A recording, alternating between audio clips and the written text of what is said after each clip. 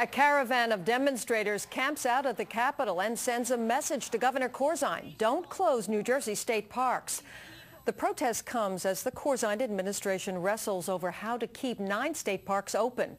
They're slated to close to save millions of dollars in the governor's proposed budget. The demonstration followed a DEP budget hearing in which the state park issue took center stage. Ed Rogers reports.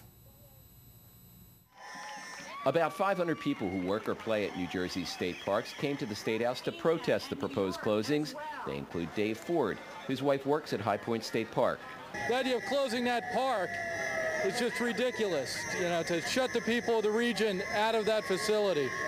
They've invested millions in the last couple years to restore the monument, to reconstruct buildings, and to close it now just makes no sense, fiscally or otherwise. Greg Krantz sells hot dogs to boaters and tubers on the Delaware River during the summer. He says the proposed closing of Bulls Island State Park would cost him customers. Well, if the park were to close, and we couldn't, if we couldn't have if we didn't have river access, it could be close to $1 million hit. Could put me out of business. Under the governor's plan, about 80 park workers would be laid off. The total savings to the state would be $4.5 million. The move has angered the union representing the park workers. These parks belong to all of us, and any effort to squeeze out a few bucks by closing them is an attempt to shut the door and lock us out of treasured natural resources that we have an absolute right to enjoy.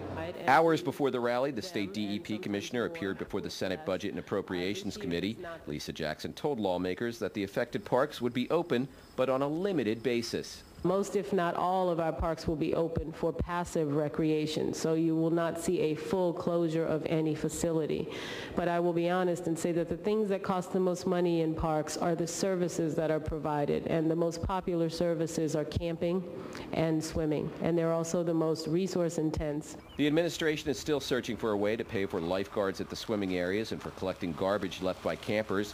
One possible solution is raising user fees at those parks, but the DEP commissioner says even that option has its limits.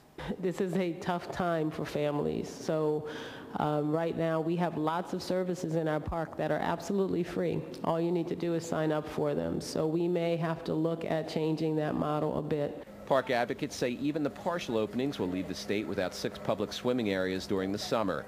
Another issue that needs to be resolved is the state's liability for anyone who gets injured in one of the 9 state parks. Ed Rogers, NJN News, Trenton.